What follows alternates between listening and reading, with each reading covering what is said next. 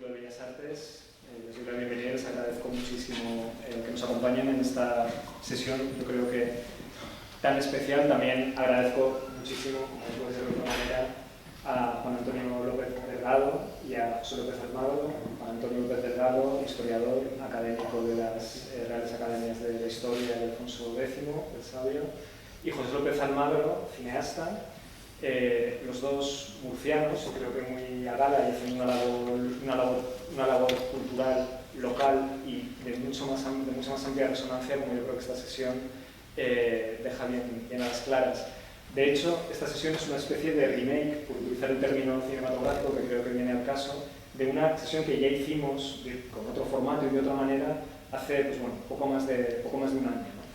Fue tan extraordinario poder ver esta película documental de José y poder escuchar a Juan Antonio dando también una conferencia sobre Eduardo Rosales, su relación específica con Murcia, tan poco conocida, yo creo, al menos para mí, que soy discreto admirador y aficionado a la obra de Rosales, ¿no? Como una figura, yo creo, de la cultura española de todos los tiempos y general, importantísima, ¿no? Yo creo que quizá no tan presente como debería, eso estoy totalmente dispuesto a afirmarlo, y también el motivo de repetir, digamos, la charla y volver a proyectar la película, que es una película muy, yo creo que humilde, como de tantas obras importantes se puede decir, pero al mismo tiempo muy profunda, muy honda y tremendamente interesante. Es verdaderamente un placer,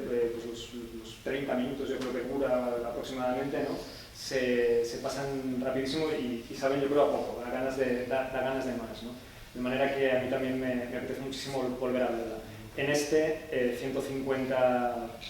aniversario, 150 años de la muerte de Rosales, al hilo de algunos actos que se están haciendo, por ejemplo en el Museo del Prado, actos meritorios importantes, pero que yo creo que, en fin, todo lo que podamos hacer en esta fecha para recordar a Rosales, para profundizar en su obra y para ver lo que de futuro hay en ella, más que de presente y pasado, pues bienvenido sea, ¿no? Y estamos muy orgullosos en el Círculo de Bellas Artes, aquí, como digo, cerquita del Prado, cerquita del que fue el taller, uno de los talleres de Rosales, en esta vecindad, ¿no? Pues poder hacer este acto muy especial esta tarde. Yo no me quiero alargar más porque tanto José como Juan Antonio tienen muchísimo que contaros, y nada, muchas gracias y bienvenidos, estáis en vuestra casa.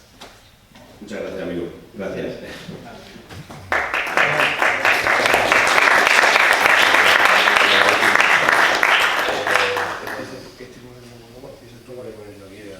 Sí, entonces, puede hablar ahí si quieres. Sí, Juan Antonio dará la conferencia que está anunciada y después José intervendrá y tendremos la proyección de la película.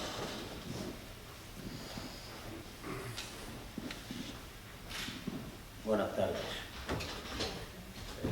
¿Se oye? ¿Se oye bien? No parece que funcionen los micrófonos, ¿no? ¿Sí? Señoras y señores, Es un verdadero honor el poder hablar hoy aquí en el Círculo de Bellas Artes de esta villa y corte que tanto ha representado en mi vida, pues que antes que otras instituciones de Murcia, mi tierra, fue Madrid la que me llamó para ingresar en su Real Academia de la Historia. Mis investigaciones histórico-artísticas, así de juventud como de madurez, se bien lograron en esta ciudad ínclita y heroica. Y aquí me trajo mi buen padre en mi preadolescencia, por la primera vez cuando hacíamos aquellos viajes estivales por España para ver su patrimonio inigualable. Y recuerdo cuando me puso delante del desnudo de mujer o muchacha saliendo del baño de Eduardo Rosales y me dijo solamente esto: míralo bien, es el de líneas más puras que conozco. Madrid siempre ha honrado a Rosales. Recordemos aquella glosa de Eugenio d'Ors con título de Una exposición de Rosales en el Madrid pacificado, o aquella otra magna muestra de 1973, al cumplirse los 100 años del fallecimiento del artista, con lo mejor de su obra en el mismísimo Museo del Prado, donde siempre ha tenido el maestro una sala entera dedicada a su pintura.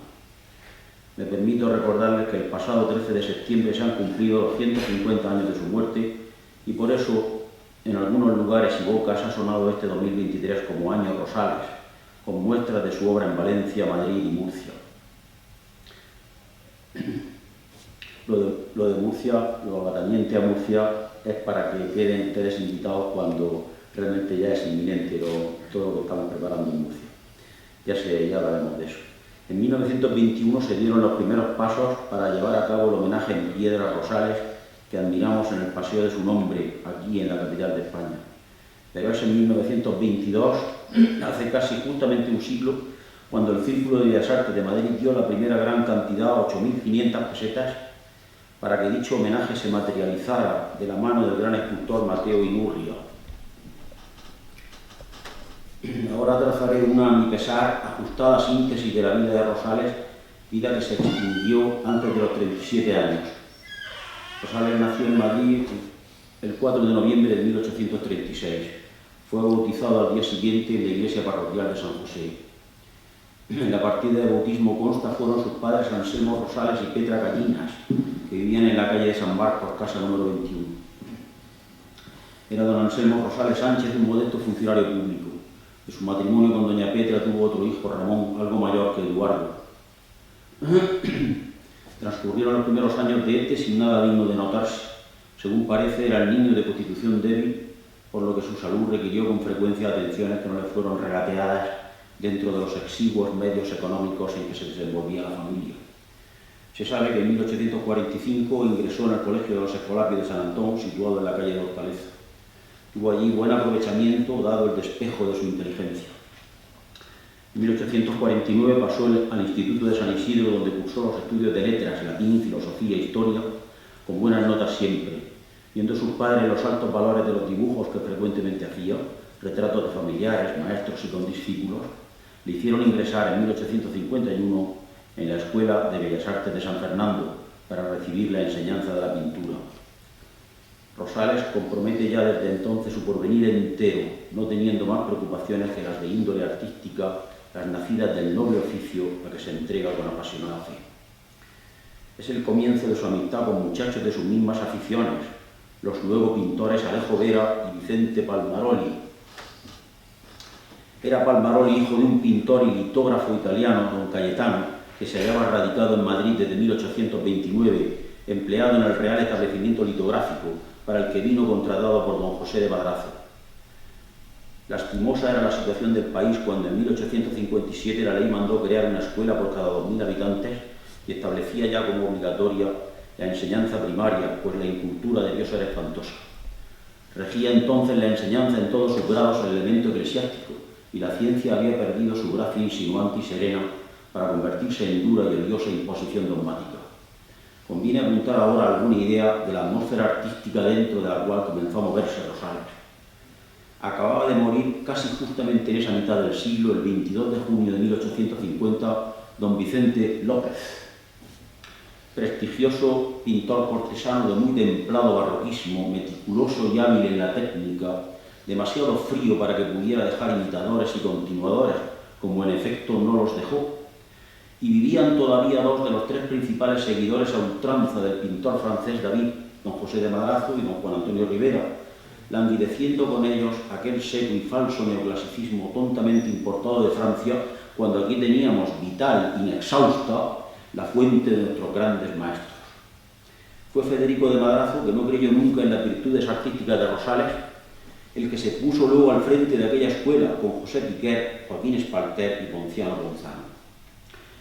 El rango de la docencia artística suponía el paso previo de académico de mérito en la Real de las Tres Nobles Artes de San Fernando.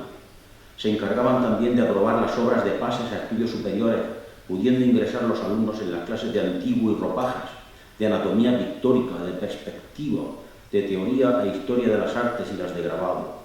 Así juzgaba el crítico Méndez Casal el cambio generacional y de gusto artístico que se iba a operar, que se estaba operando ya, en la pintura española post-romántica.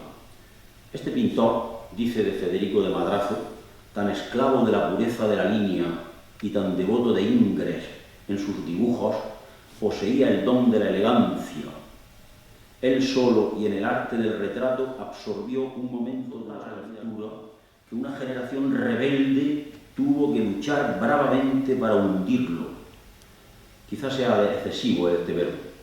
En mucho tiempo don Federico no salió de la profunda cima del olvido, ni tan alto ni tan insignificante como se ha dicho. Hoy, cuando han desaparecido de este mundo todos los gérmenes de rivalidad profesional, podemos ver bien dibujada, clarísimo el contorno, la figura de Madrazo. Fue algo así como el mens español del siglo XIX. Su obra, correcta, elegante, careció de pasión. Esa generación rebelde de que habla Casal es justamente la que aparece matriculada en el curso 1854-55 en la Academia de San Fernando de la calle de Alcalá, Alejo Vera, Raimundo Madrazo, Vicente Palmaroli, Ventura de Niera, Antonio Gisbert, Martín Rico, Puebla, Rosales y Valdivieso. Estudiaban entonces colorido y composición y era París, pero sobre todo Roma, la meta de sus sueños. En 1852 murió la madre de Rosales y 3 años después su padre. Huérfano pues y sin recursos, nuestro artista y sus amigos pintan algunos retratos y pagan como pueden a modelos que duran poco. La tuberculosis ya había hecho presa en él y pronto experimentó sus contrariedades. Su cara era pálida, de facciones muy finas y enjutas. Era, sin embargo, esbelto, sumamente distinguido y elegante de maneras. Vestía con todo el atildamiento y la limpieza que le permitían sus poquísimos medios económicos. Usaba media melena y barba. Tenía la mirada penetrante, inteligente y expresiva, pero también algo vaga e imprecisa, como si viera con dificultad. Su rostro, noble y grave y revelador, a la vez de gran dulzura, sugería involuntariamente la interpretación que muchos artistas dieron al rostro de Cristo. Rosales iba entrando, casi sin darse cuenta, en el círculo infausto de la miseria. Los acreedores piden al huérfano el pago de pequeñas deudas que suman deuda grande. Se salda parte del débito con los 20 duros que dan por todo el ajuar de la casa familiar y se queda el pintor sin más que la ropa puesta. Una señora amiga, doña Pepita Mestre, en rasgo incontenible de generosidad, ofrece al desamparado el refugio de su casa humilde, que está lejos en el campillo de Manuela.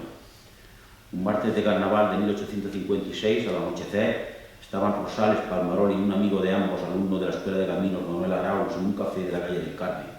Habían acudido al local para reposar y oír la música que un buen pianista conocido de ellos tocaba allí. Rosales sintió de pronto que se le oprimía el pecho y una ola cálida le subía a la boca. Fue su primer vómito de sangre, subió su primer escalón de predestinado. Hay una carta de él dirigida a Palmaroli en el Escorial que tiene esta fecha, 31 de diciembre de 1856. De ella son estos párrafos.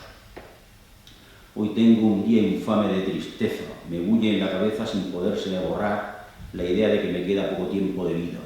Echo a menudo saliva teñida de rojo, aunque no es una idea que me desespera, siento pena al pensar en vosotros, a quienes tanto quiero dejaros tan pronto, porque desearía estaros viendo siempre. Ramón, querido hermano tan bueno, tú, Vicente, tan buen amigo, Maximina.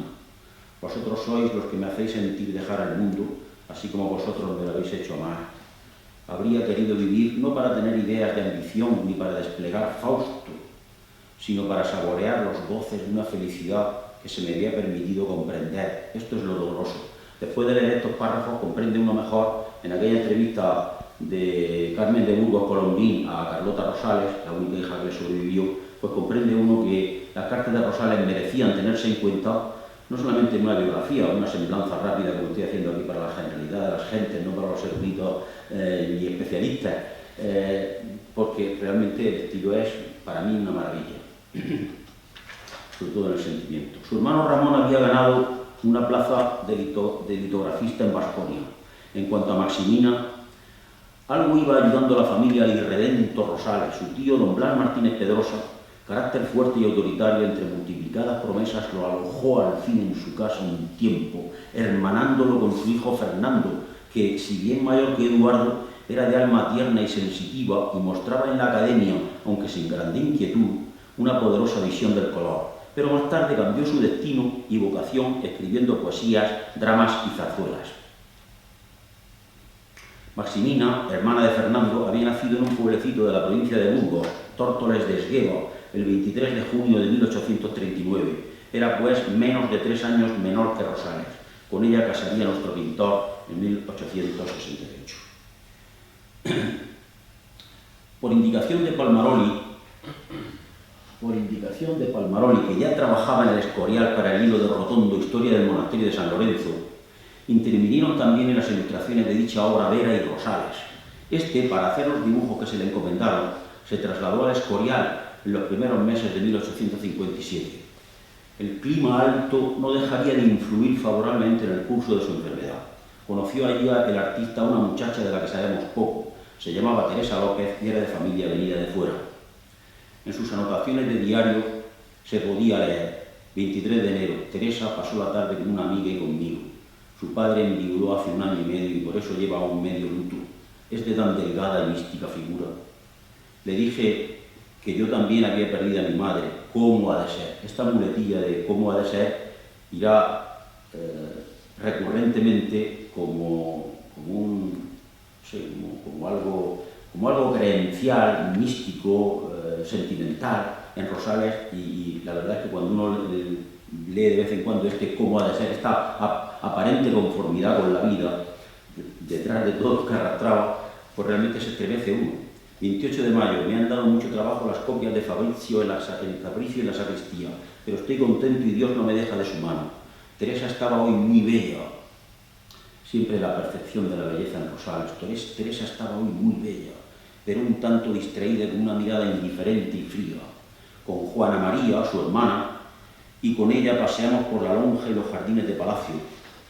Aunque el viento soplaba con alguna fuerza y el cielo oscuro y gris parecía pesar como un manto de plomo, le entregué a Teresa un dibujo de lápiz que le he hecho estos días. Volví al Escorial, sigue diciendo el álbum de Rosales, el 23 de julio del 57. El 24 a las 7 de la mañana hemos escrito nuestros nombres en la Fuente de las Arenitas. El día de mi llegada paseé con Teresita al anochecer por el jardín del monasterio. Ya saben ustedes que los diminutivos tienen una dominante emocional y no solamente pequeñecedora, y estos diminutivos en boca de Rosales, en la pluma de Rosales, pues tienen esa dominante, a mi juicio, siempre. Me confió que ya tenía objeto su vida. Hoy 25 espero verla en misa. Es una joven angelical. El disgusto que me causa abandonar estos hermosos sitios solo puede ser comprendido sintiendo el inmenso placer con que he vuelto a verlos. El contexto de estas palabras es el siguiente. En el Escorial, Rosales y sus amigos buscaban y estudiaban cuantas obras de arte contenía la Sacra Mole filipina. Lo que más les impresionó, sobre todo a Rosales, fueron los frescos del miguelangelesco italiano Peregrino Tibaldi, y empezaron entonces a proyectar un viaje a Italia.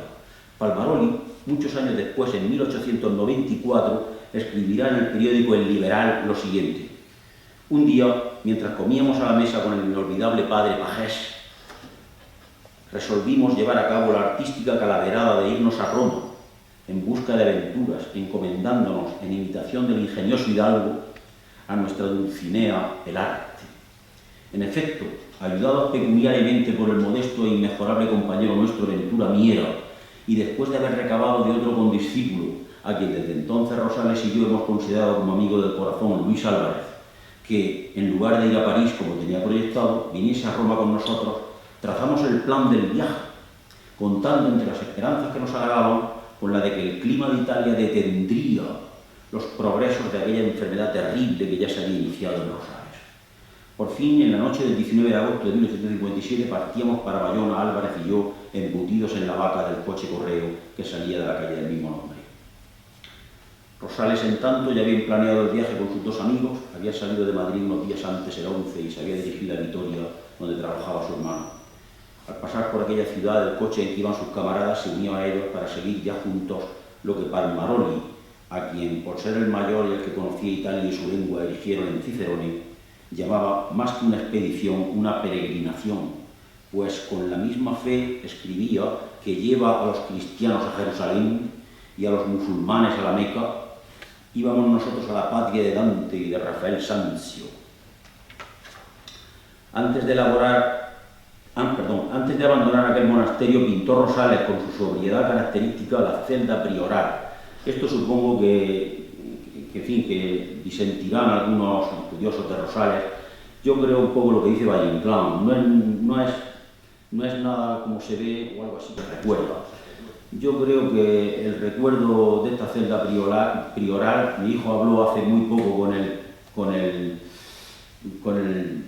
abad de Jerónimo de aquella comunidad y dijo que estaba tal y cual había pintado Rosales. Yo creo que la pintó en este tiempo, en el 56-57. Pero en fin, dejemos eso. Disfrutemos brevemente con el aire que se desliza por el azulejo, se sienta en el sillón frailero y desaparece por la cristalada galería hacia otros ámbitos más recoletos y sordos aún. Si los delicados ojos de Rosales empiezan a mover bien muchas cosas, su pincel apenas embebe pigmento y acaricia apenas el lienzo, dócilmente, dulcemente, fluidamente. Y hubieron de separarse en fin Eduardo y Teresa. Se iniciaba una nueva etapa en la vida de Rosales e Italia esperaba a nuestro pintor con los brazos abiertos. Porque no vamos, somos llevados por la vida. La emoción de la despedida no pudo expresarla más líricamente nuestro artista en una suerte de viñeta romántica que explica la razón y la fuerza evocadora de los símbolos y de muchos misterios. Hoy 25 por la tarde he visto a Teresa para despedirme de ella. Deseo llevar un recuerdo suyo y pido a sus hermanas unas flores. Ella fue a buscarlas y ha escogido un heliotropo para dármelo. Qué hermoso recuerdo. Apreté por última vez la mano de esta joven angelical y me separé de ella, dominado de un indescriptible sentimiento de pena. Son las 3 y salimos del Escorial. Teresa está a la puerta de su casa. No creo equivocarme al observar que su última mirada es para mí. El 23 de agosto llegan los 3 amigos Palmarón y Álvarez Rosales a Biarritz. He visto el mar por primera vez, escribe ese día Rosales. El 25 entran en Burdeos. Allí, frente a una pintura muy conocida, el artista anota, delante del cuadro de León Cognier, la hija del Tintoretto, muerta, hago voto formal de pintar un cuadro aunque me muera de hambre. Pasan después a Nimes y el 29 embarcan en el puerto de Marsella. Al día siguiente arriban a Génova, donde Rosales admira el Cristo de la Pietà de Miguel Ángel. Liorna, Pisa y Florencia les muestran sus tesoros. En Pisa, una virgencita de pie con el niño de Andrea del Sarto y frescos de Orcaña y de Benozzo Gozzoli. Y en Florencia, bellísima ciudad llena de recuerdos de la época de su mayor poderío, cuando la gran familia de los Medici estaba en la plenitud de su pujanza, descubre, sobre todo en la galería Pitti, a Rafael y a Leonardo, pero principalmente a Pietro Perugino, cuyas composiciones, dice, tienen un sentimiento religioso admirable. Un sentimiento religioso admirable. Repito. Hace una copia del Narciso de Miguel Ángel, aunque sintiendo un decaimiento en su salud extraordinario. En la plaza de Santa María Novella, en un pórtico de frente a la iglesia, he visto, escribe, 2 santos abrazándose de la Robbia, de Luca de la Robbia, divinos. Rosales, cuyo peculio es el más insignificante de los 3 amigos, ha de contrarrestar la pobreza de la bolsa, en alguna ocasión gravemente acentuada, le obliga a hacer copias para la venta, pero se vende con relativa facilidad.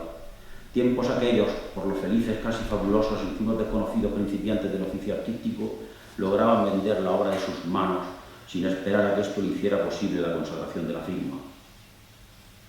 Hasta mediados de octubre no llegan a Roma, el cuore de la cristianità, el corazón de la cristiandad.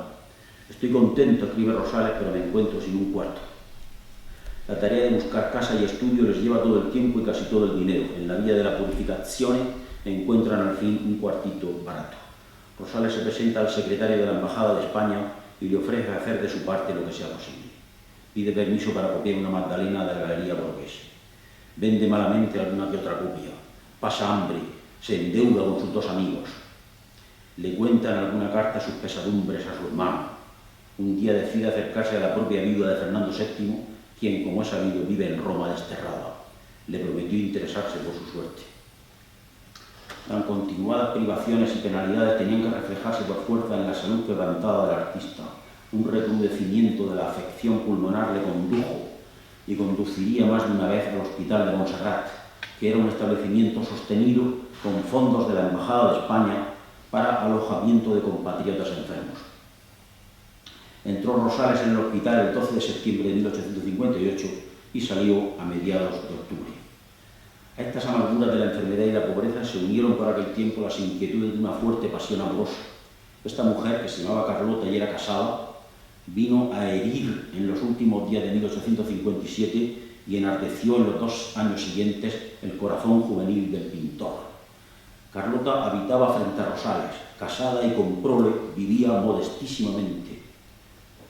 A los 4 meses de tratarse la pareja, mediado abril del 58, pasea por el Pincho en compañía de una amiga de ella. Cuando al asomarse a la ventana de su cuarto ve al camarero, su marido, escribe desesperado: cada vez voy conociendo más el daño que me hace verla y porque necesito olvidarme de ella a toda costa. Añade esta reflexión: cierta clase de amores le matan a uno a disgustos, envenenan nuestro corazón de joven, nos roban la alegría y la tranquilidad, y por todo premio no consigue uno más que ponerse en ridículo y quizás servir de inocente instrumento a viciosos, aunque encubiertos deseos.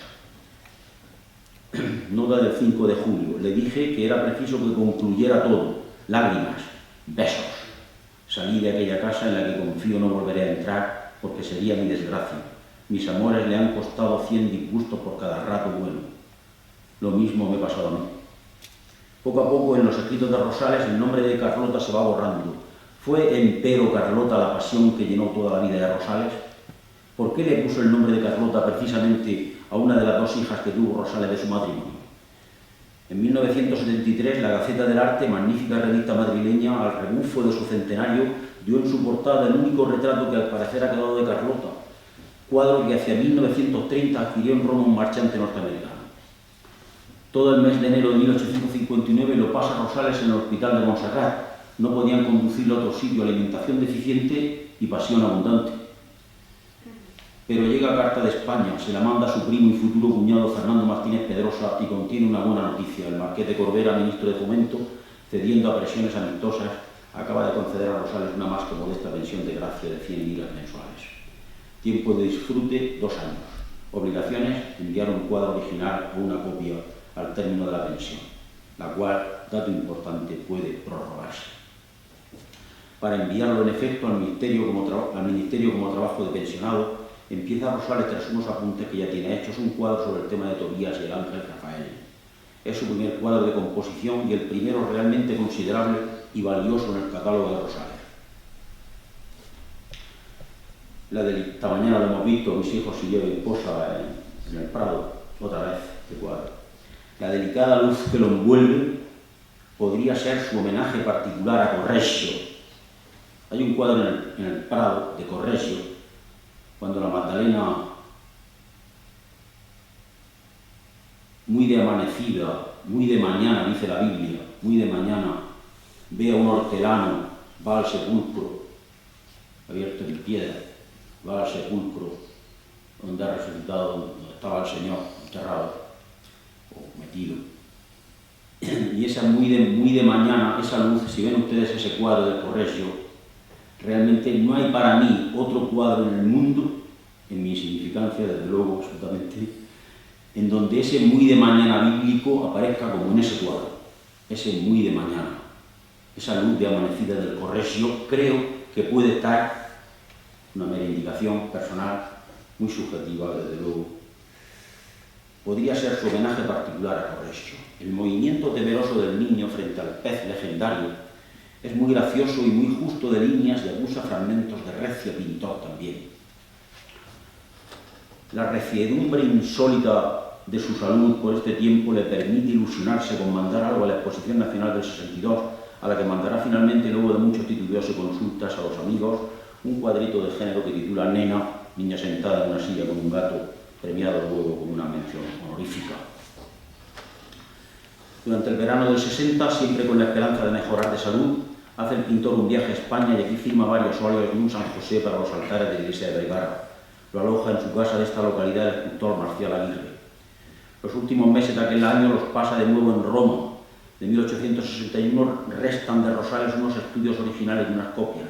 De entre los primeros, acaso sea lo más destacable un boceto que representa la visita de Carlos V a Francisco I en la Torre de los Lujanes. Hemos visto en el Gaya, en el Museo Ramón Gaya de Murcia y en otros lugares estos bocetos. ¿Acaso piensa desarrollar en grande este tema?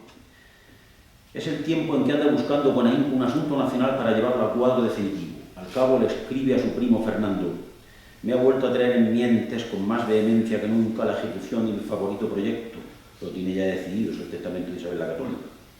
Precisamente creo que una de las mayores glorias nacionales es Isabel, y en aquel momento la encuentro superior a todos los muchos admirables rasgos de su vida. Si has leído el testamento, creo que te parecerá lo mismo, y que el pueblo no vería con indiferencia reproducido el momento en que la mejor de las reinas, motivo de justísimo orgullo para España, se ocupa de la felicidad de sus súbditos con el amor de una madre, encargando a sus sucesores que no les graven con nuevos impuestos y, al contrario, vean si los que ya hay establecidos son o no justos, poniendo coto de este modo a los desmanes de la corona. Ya en España pasó a vivir a la calle ancha de San Bernardo, número 29. Nuestro certamen nacional de Bellas Artes, correspondiente al año 1864, que dará a Eduardo Rosales nombre hasta entonces oscurecido, la consagración del triunfo, está ya convocado. La exposición, como las precedentes, abunda en cuadros de historia, pasan del medio centenar. Allí concurren obras de Antonio Gisbert, Dioscoro Puebla, Casado de la Isal, Germán Hernández Amores, Domingo Valdivieso, puntos suspensivos, etc. Estos dos últimos, Germán Hernández Amores y Domingo Valdivieso, eran murcianos. Al pintor de Mazarrón, Domingo Valdivieso, lo había conocido Rosales en el tiempo de la Escuela de Bellas Artes, pero esa amistad se acentró positivamente en Roma en horas de camaradería fraterna, de lirismo, de cerveza y de bohemia.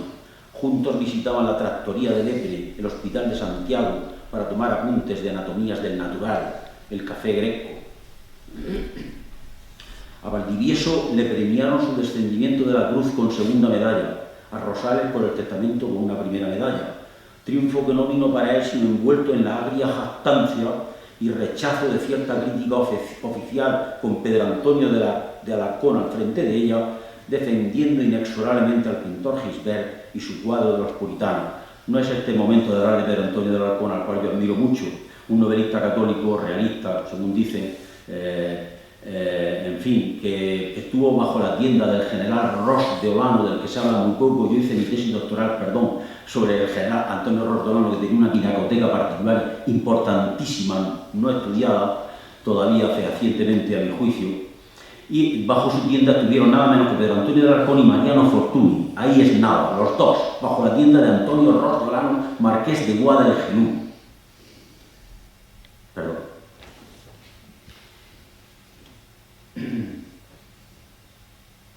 No faltaron, claro es, escritores de nota que oponían a esas arbitrarias censuras la cálida honradez de sus alabanzas.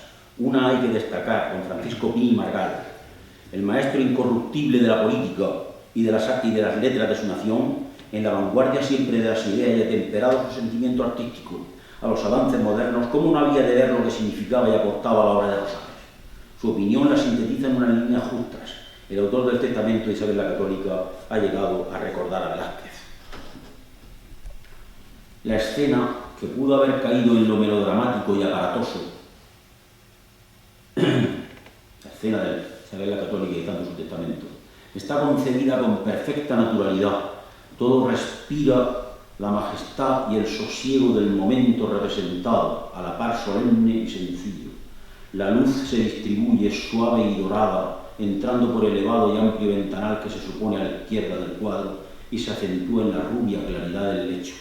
Sí, Rosales recuerda a Velázquez, por el concepto y por la ejecución, por el reposado equilibrio de las formas y el aire que las envuelve, por su ambiente de interior respirable, por el empaste vigoroso y sintético del pincel. Regresa a Roma, en cuyo hospital de Montserrat pasó algún tiempo sumido en las cavilaciones de una recaída harto peligrosa.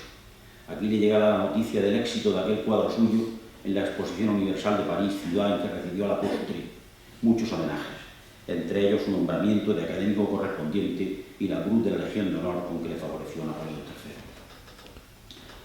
Trabajaba ya, sin embargo, con ardor en su nuevo cuadro, Muerte de Lucrecia, la más valiente, gallarda y atrevida de sus obras, y no decimos moderna también porque pensamos en el impresionante desnudo de mujer o muchacha saliendo del baño, hecho en solo unas horas, en una sola jornada o sesión, sin dejar que la tela quede totalmente cubierta. ¿Por qué no decirlo? Corre la misma mala suerte de los primeros cuadros del impresionismo.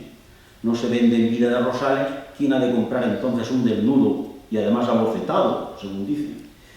Y en la subasta de 1873, tras de su muerte, se tasa en 1.000 reales. Se adjudican 2.250, 562 pesetas con 50 céntimos justamente. Cuando pasa al museo lo llevan a un rincón, junto al techo, porque no es cuadro realizado y se exhibe únicamente por curiosidad. En invierno del 67 al 68 lo invirtió por entero Rosales en la Lucrecia. En la primavera hizo en su labor un paréntesis para venir a Madrid y casarse con su prima Maximina Martínez Pedrosa. Tras una nueva estancia romana ocupa un estudio en la calle de la Libertad número 23 de Madrid. Sigue trabajando sin cesar en aquel cuadro único, pero también en retratos de otros cuadros históricos, como el magnífico de la presentación de don Juan de Austria Carlos V en Yuste. Entre los retratos con que acudió a la exposición de 1871 estaba el de la señorita Concepción Serrano, condesa que fue de Santovenia. Por la brillantez de su colorido, escribió de él Javier de Salas, anuncia el cromatismo de sus obras finales, las realizadas en Murcia, al aire libre. La Lucrecia no gustó, aunque se le concediese a Rosales otra primera medalla. Es paradójico esto de Rosales, ganando siempre primeras medallas, pero siendo atacado acerbísimamente por la crítica y por los que no eran críticos, periodistas de oficio, quiere decir, en fin, en general. Aun los mismos que unos años antes ensalzaban a Rosales, se desataron en palabras miopes de incomprensión, y no digamos nada a los estirados académicos. Era demasiado para ellos este cuadro único que pintó durante 7 años.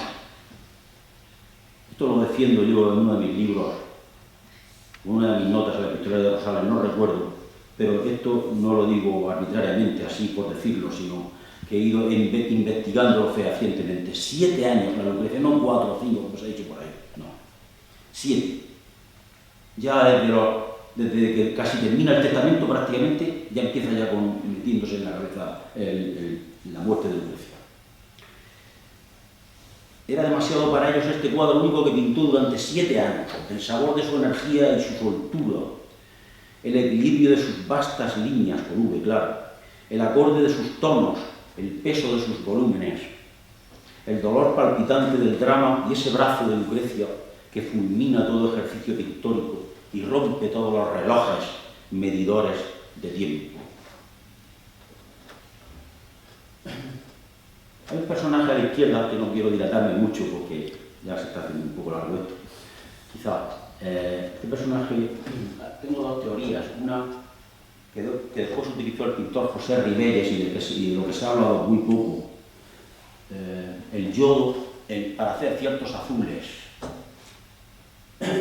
La cortina, que aquí se ve naturalmente muy mal, el cortinón de la izquierda, en su parte superior no sabe si es verde o si es azul, entre azul y entre verde.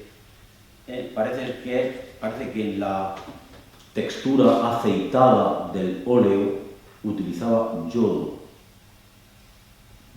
¿Qué es lo que utilizó José Segreyes, quizá imitándolo, o habiendo creído que Rosales, o habiéndole dicho a alguien a través de los tiempos que Rosales también lo utilizaba? Y en segundo lugar, el personaje, también brevísimamente, que es interesantísimo, de la izquierda, el que se cubre el rostro. En la pintura griega, Timantes nos habla del sacrificio de Ifigenia en Táuride. Agamenón y Clitemnestra, padres de Ifigenia, esta es sacrificada a Diana, una diosa que en la mitología, pues, o aparentemente para el conocimiento y generalidad de las gentes, pues parece benéfica, etcétera, etcétera, pero que era malísima. Y entonces le ofrecían sacrificios, y entre ellos el de Ifigenia. Y hay un momento que luego en los mosaicos de Ampuria se viene a repetir, tomado de esa pintura griega. En la clasicidad griega, pues, la expresión de la belleza lo era todo, es decir, la expresión de la belleza, por tanto, no mutilada, no rota es decir, la ataraxia o imperturbabilidad no se podía romper arbitrariamente. Y entonces le dan un velo al padre de Ifigenia, a Agamenón, para que se cubra el rostro, eso lo está cubriendo. Porque, en definitiva, en la Eneida de Virgilio, en el segundo canto, cuando salen las serpientes y rodean a Laocoonte, el cortile del Vaticano, pues sí que grita con un grito horrendo hasta las estrellas, pero realmente lo que nos decía Lessing en el Laocoonte, o de los límites de la pintura y de la poesía, era por qué no gritaba no gritó el verdadero Laocoonte, ¿no? El personaje clásico seguramente, porque realmente no quería, está como atenaceado por las serpientes, estrangulado, pero en el momento preciso en que va a morir quizá, pero él no quiere expresar ese dolor o no desea expresar ese dolor porque afearía su rostro, dice Lessing, y la fealdad no se conjugaba bien con esa ataraxia o imperturbabilidad clásica. Es muy interesante, pues, en su consecuencia, como el personaje se cubre también el rostro, quizá como reminiscencia, pienso yo, de aquel origen clásico. Eso habría que estudiarlo muy despacio, pero en fin.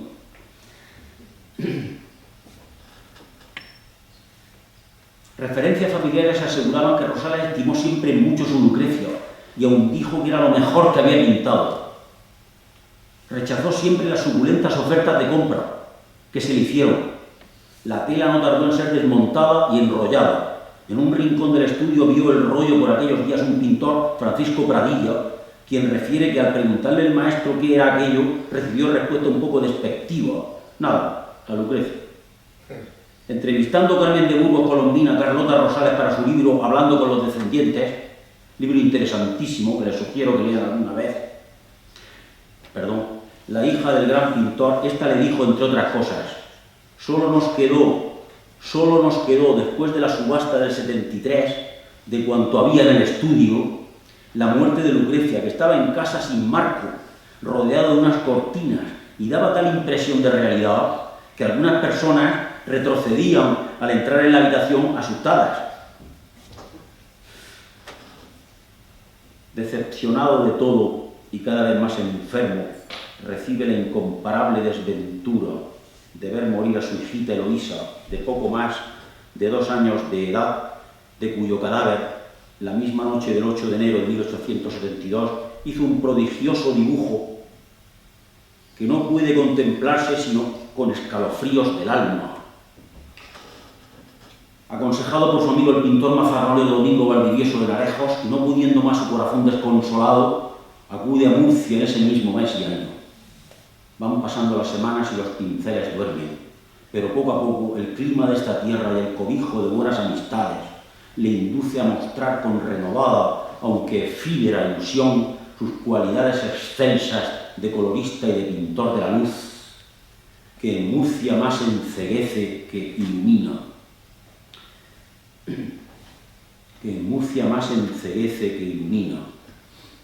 Extasiándose literalmente con el paisaje y los tipos populares que ve en la Fuensanta, en Algezares, en la misma ciudad. Quedará verbigracia embelesado Rosales ante un naranjero, y este se entretendrá un momento porque vio detenerse ante él a un joven muy flaco que seguramente le dijo que lo iba a pintar. Por eso dobló su manta tan elegantemente a los San Juan de Salcillo y tiene la concentración del que espera sin saber qué. Qué irrupción de vida en este cuadrito en que nada falta ni sobra, en que la pared cegadora se disuelve en pura luz, lanzada a torrentes de arriba abajo, como con impaciencia sublime y suprema. Serán las de Murcia, 2 estancias relativamente largas, pero ilusionantes y vivificadoras para su arte y su vida, de enero a mayo de 1872 y de enero a junio de 1873, ahí en nada. Coincidentes, pues, con los 2 últimos años de vida del gran artista. Imposible resultaría sin cansancio para ustedes sintetizar ahora la vida de Rosales en esos 2 períodos fecundísimos. Además, es mejor que lo vean en el documental. Diré sí que cuando Javier de Salas me dijo en el Museo del Prado en 1973, en la exposición homenaje a Rosales con ocasión del primer centenario de su muerte, que no conocía sino por fotografía la obra murciana de Rosales, que era lo que fundamentalmente echaba de menos en esa muestra, yo casi lloraba de emoción al sentirlo a él apesadumbrado por dicha carencia. Y, por supuesto, me desasosegó su limpia humildad profesional. Tan embebido estaba Rosales en ese trabajo gustoso de los tablotein del mercado algezareño, que materializó con sus pinceles y antes con sus tan sugestivos dibujos preparatorios, que a veces la huerta se le vuelve agridulce, como cuando escribe en una de sus cartas.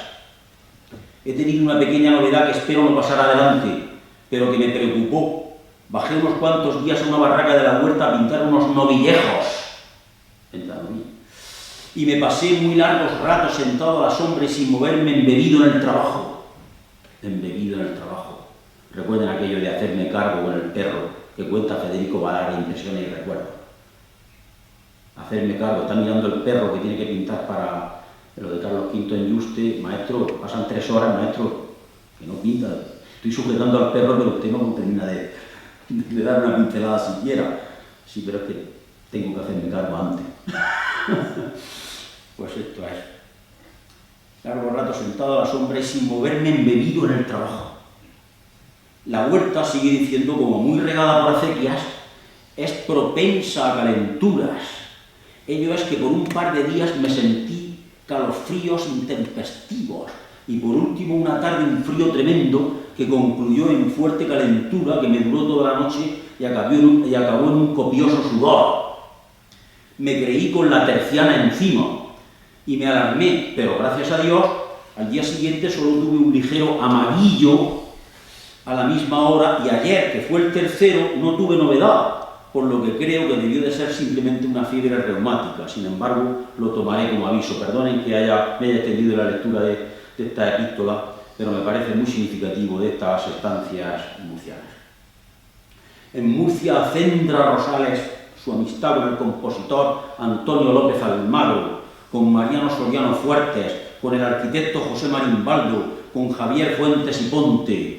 Este, alma del resurgir cultural de Murcia en aquel periodo postrero del siglo XIX, lo animará a ser jurado de arte en los primeros Juegos Florales Artísticos Literarios celebrados en la capital del Segura. Es decir, que Rosales, muerta la hija, criticada su lubrecia y con la tuberculosis a cuestas, viene a Murcia para no abrir la caja de colores, abrir el caballete, ni nada que se le parezca a eso. Viene a descansar y a olvidar. Lo que pasa es que el clima, hemos dicho, y gentes buenas que empiezan a entrar en su vida, empieza a aposentarse en Murcia, y es cuando esa otra gran, ese último periodo, ese prácticamente postre periodo de Rosales, tan mal conocido, pues realmente es el otro Rosales que no conocíamos, que no se conocía ni la crítica oficial, ni los grandes investigadores del Prado, director Javier de Salas, ni nadie.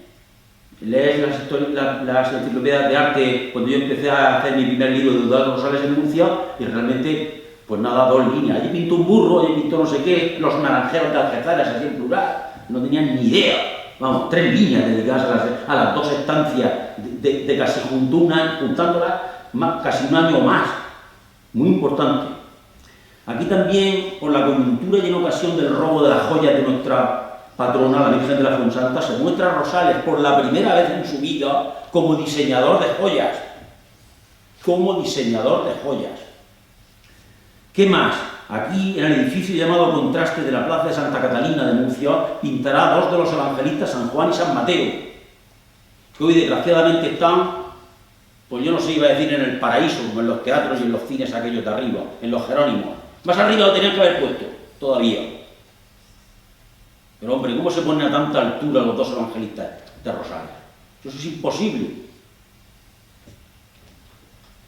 Atisbar siquiera la fuerza de esas pinturas, observarlas siquiera, estar gozando con ellos. Para las pechinas de la iglesia madrileña de Santo Tomás. No hay, en fin, pluma que ponderar pueda el testimonio existencial de Rosales en Murcia. El esfuerzo postrero de nuestro pintor, su aferrarse a la vida que era pintura, a la pintura que era su vida. Coincidirá esta aurora de su vida con la alegría del nacimiento de otra hija, Carlota.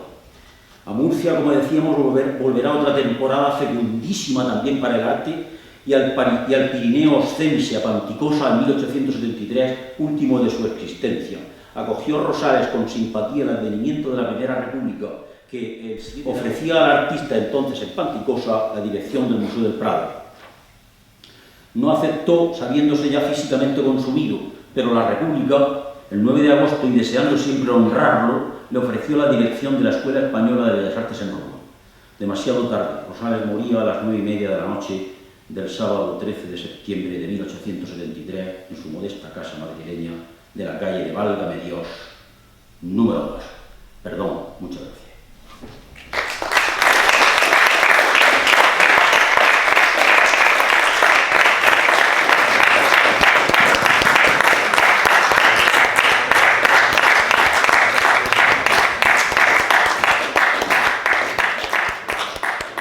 Bueno, a ver si le puede dar un poquillo de luz. Gracias. Bueno, muchísimas gracias por el aplauso. Y nada, bueno, es un placer estar aquí con vosotros. Gracias a mi buen amigo y querido amigo Manuel, que es el director de aquí del Cine Estudio del Círculo de Bellas Artes, por darme la oportunidad y por darnos la oportunidad, tanto a mi padre como a mí, de poder estar otra vez aquí en esta maravillosa sala que ya forma parte de mi vida y que creo que es como ya mi casa, ¿no? Tuve la suerte y le agradecí mucho en su día, se lo vuelvo a agradecer ahora, de poder estrenar aquí, en Madrid, en esta sala. Y estrené, como ahí ha dicho él, en abril del año pasado, 2022, estrené este documental, hicimos una pequeña charla y bueno, con otro formato. Y la verdad que bueno, pues me agradecí mucho que volviese a llamarme otra vez y que volviese a contar con nosotros pues en esta efeméride tan importante como es este año 2023, donde se cumplen los 150 aniversario, los 150 años de fallecimiento del gran maestro Eduardo Rosales, ¿no? Y entonces, bueno, pues con mucha ilusión, la verdad que venir aquí siempre, Madrid, que la quiero mucho y que me tratan muy bien aquí, y yo me siento también aquí en esta ciudad que siempre me acoge también, pues venir aquí y estar con todos vosotros, pues es todo un placer, ¿no? Y además ver caras conocidas, amigos, amigas, bueno, es todo un placer, ¿no? Y los que no son conocidos, pues ya son también amigos a partir de este momento.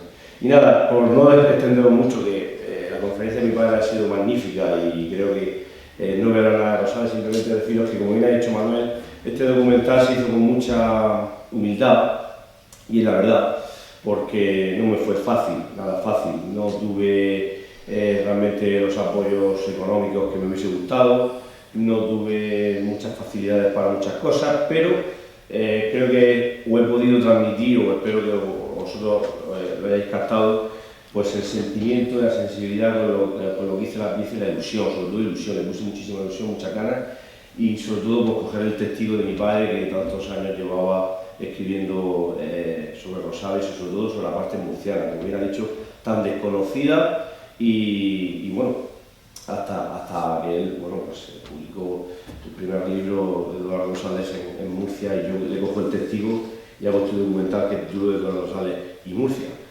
Entonces, bueno, pues muchas de las obras que habéis visto fue muy difícil poder rodarlas, muy difícil, con muchísimos problemas, y bueno, pues la verdad es que con mucho esfuerzo, pero sobre todo la ilusión, cuidando mucho los planos, cuidando mucho pues todo lo que es la fotografía del documental. Es una pieza, no es lógicamente, como bien sabéis, la pieza total de la vida de Rosales, porque es solamente la constancia de Murcia, porque quisimos que fuese así. Pues yo también, como digo, por coger el testigo de mi padre y por llevarla a la pantalla, porque mi padre es el guionista del documental, como habéis visto, pero bueno, mi pasión es el cine y yo pues quería transmitirlo en la pantalla, que es donde mejor me defiendo, ¿no? Y bueno, pues espero de corazón que os haya gustado, espero que bueno, a los que sabéis y sois especialistas de Rosales, pues hayáis visto otro punto de vista, y a los que no conocéis o no sabéis tanto sobre la vida y obra de este pintor, porque os haya gustado, y sobre todo pues, que hayáis aprendido algo más del gran maestro. Y bueno, por terminar, daros las gracias de corazón y bueno, espero que os haya gustado, que lo hayáis disfrutado, y me quedo con vuestro aplauso para siempre y nada, os lo agradezco muchísimo. Gracias, muchísimas gracias.